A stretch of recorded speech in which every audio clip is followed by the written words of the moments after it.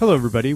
Thanks for tuning in to another episode of Your Website Engineer podcast. I am the host, Dustin Hartzler, and I've got some great information in this upcoming episode that I want to share with you. First off, let's go over what's going to be in the episode. 7 tips for choosing your domain name for your website. Step 1 should be do your research. Make sure that you know if you're using a certain brand, make sure you find their trademark, their copyright information.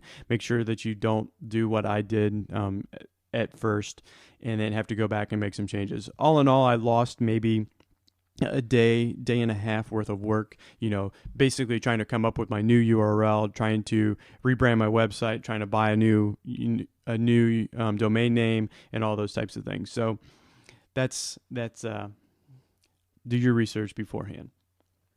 Number 2, your domain name should be your website name.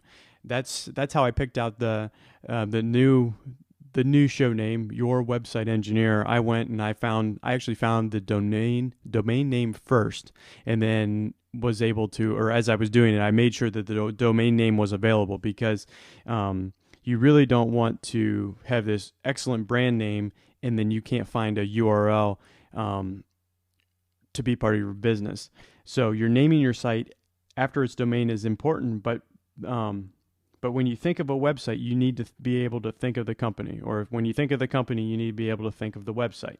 So if you think of, Sears or Best Buy or, any type of place, you think of their company, and then you add a .com to it. And that's basically how you come up with, that's how it makes it really easy for you to be able to find their products online. A lot of people turn to the web for all their information, so it pays to have a domain name that's easy to remember, and it reflects your business name. That way, it'll be easier for your customers and your visitors to remember. Plus, you don't have to have them memorize some random URL. It's a broken up bunch of words to have a short URL. Tip number 3 for finding the perfect domain name is do you go with .com, do you go with .org, do you go with .net? Well, remember, people are going to remember .com. No matter what you say, no matter how you brand your brand, they're going to remember .com. Even if you find the perfect URL out there and you find it in .com or you find it in .net or .org or something along the lines, but the .com has been taken, you don't want to have all your customers or potential clients to go to your competition because they couldn't remember your URL exactly. Also, the same thing with you don't want to add hyphens or add silly stuff to get the .com that's very close to somebody else's .com, because you don't want your competition to go to the wrong place, or you don't want your clients to go to your competition.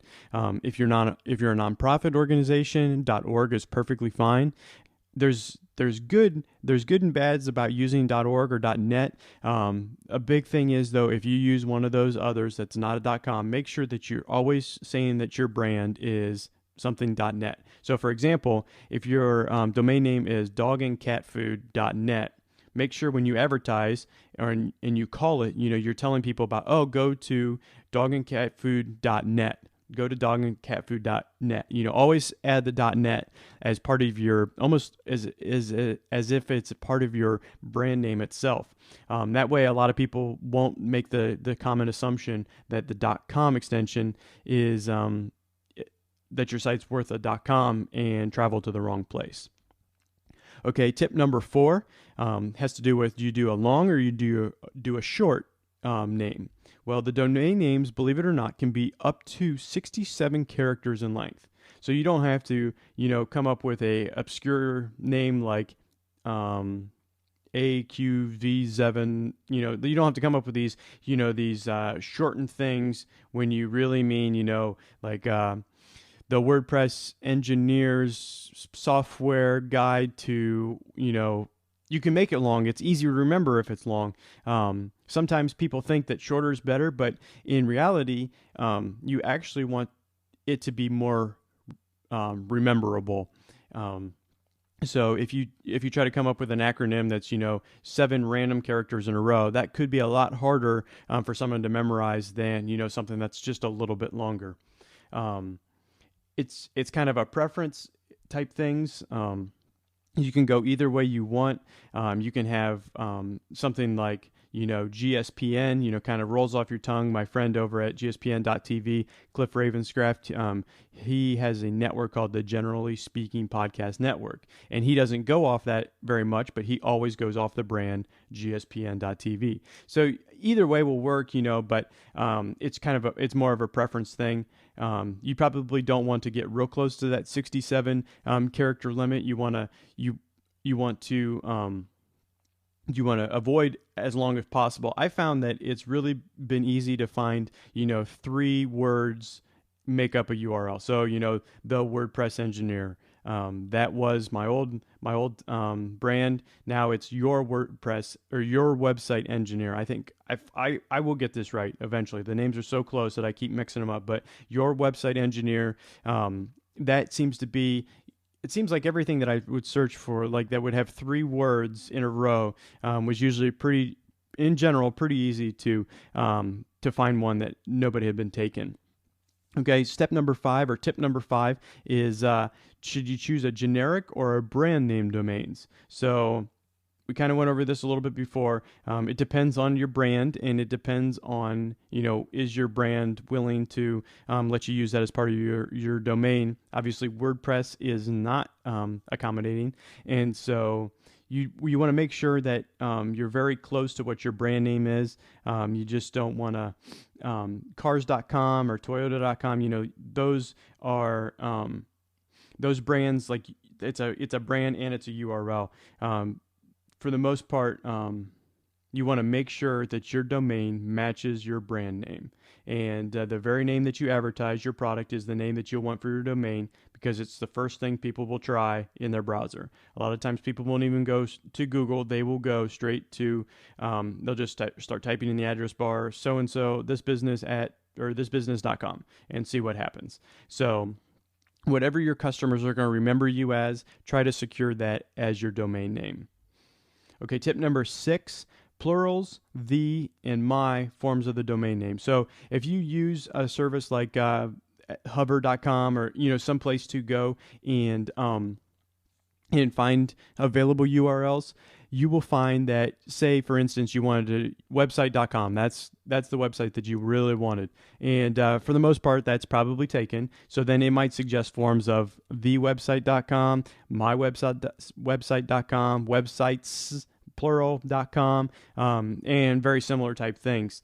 But should you take those? And my opinion is that the and the my forms of the domain name are very hard to remember to promote. So before I was gonna be the WordPress engineer, and I was gonna very distinctly say the every single time and make sure that people knew that it was the.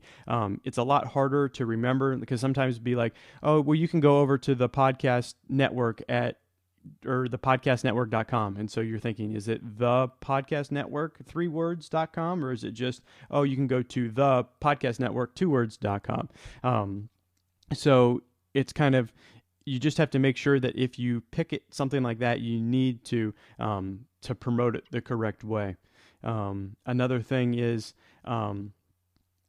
that it might be, if the S at the end is another thing that could be confused with your competition. So you could be like toysandservices.com or toysandservice.com. Could be 2 companies that are competing for the same URL, and you don't want to be the guy that tries to get the second URL that's out there, because you don't want to, like I said earlier, you do not want your clients to go to the competition.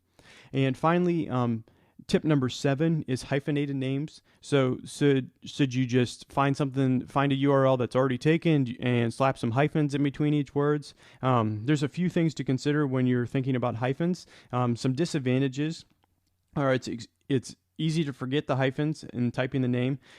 So sometimes, you can see the URL, or somebody can tell it to you, and you can say there's hyphens, but you probably leave out the hyphens, and you might end up at the competition site. And also, if people recommend to their friends, verbally, you don't want to have hyphens in your domain name. It will lead to more errors. It will slow them down when they're trying to say it.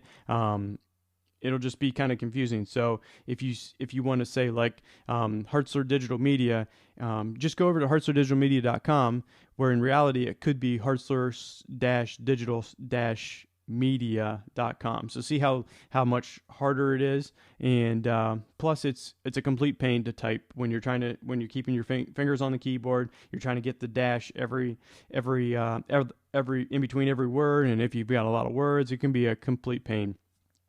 There are a couple good advantages, though, like search engines can distinguish your keywords better and return your site more prominently than other sites in search results.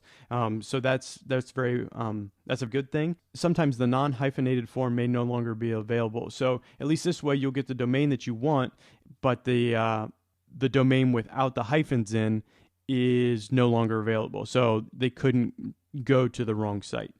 Personally, I would try to avoid hyphenated names, but it depends on your domain name and your solution and your situation on how you are trying to figure out exactly how you're going to build your brand.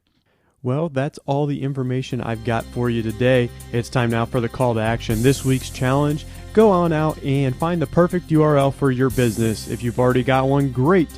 You are ready for the next week's show. Also, if you haven't had a chance to go over to our new website, make sure you check that out, yourwebsiteengineer.com. Go over there and sign up for the mailing list so you make sure you get all the latest news and information that I've got for you. That's all I've got for you this week. Take care now. Bye-bye.